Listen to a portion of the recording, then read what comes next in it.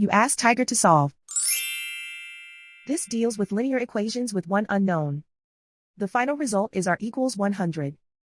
Let's solve it step by step. Simplify the expression.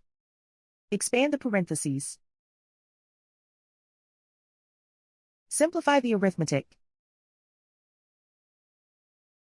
Group all constants on the right side of the equation. Add 291 to both sides. Simplify the arithmetic.